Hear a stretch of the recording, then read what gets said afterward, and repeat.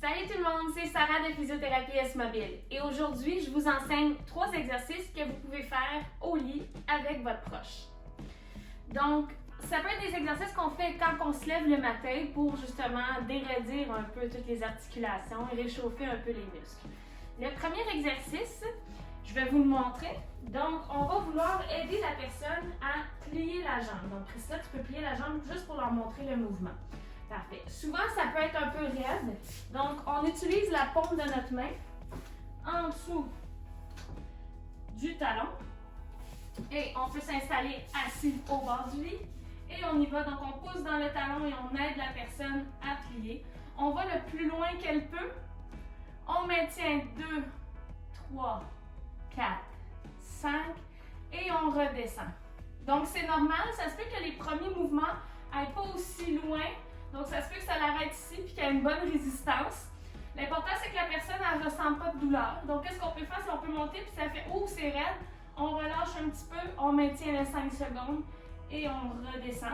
Et à chaque fois, lorsqu'on recommence, on essaie d'aller un petit peu plus loin dans le mouvement. On fait ça 10 fois. Un autre exercice qu'on peut faire, donc encore une fois, Priscilla va vous le démontrer sans assistance. Donc, on va demander à la personne de garder les orteils pointés vers le plafond tout au long du mouvement et de garder la jambe bien droite, comme une jambe de bois. Et on va demander à la personne d'ouvrir la jambe sur le côté en gardant encore les orteils vers le plafond et de ramener la jambe dans le lit. Ça se peut qu'elle ait besoin un peu d'aide. À ce moment-ci, on va utiliser notre transfert de poids avant-arrière. Donc, j'ai le dos droit. OK? Je me mets en fente. Je viens chercher en dessous du talon et du genou. Et à go, on y va ensemble. Je vais faire un transfert de poids avant-arrière. On y va ici, on ouvre. Et on ramène. Donc, même chose, on fait ça une dizaine de fois. On assiste la personne. Donc, c'est pas nous qui faisons le mouvement. On fait juste aider à glisser. On accompagne le mouvement. Et au besoin, on va un petit peu plus loin si on se rend compte qu'il n'y a pas beaucoup de mobilité.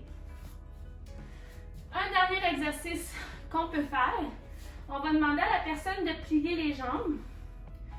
Donc, souvent, qu'est-ce qui va arriver, c'est que les talons vont avoir tendance à glisser.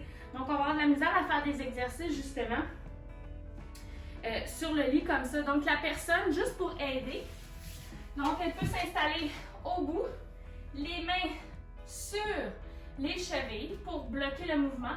Et on peut demander à la personne à ce moment-là de lever les fesses, les décoller du lit. Super. Et on redescend.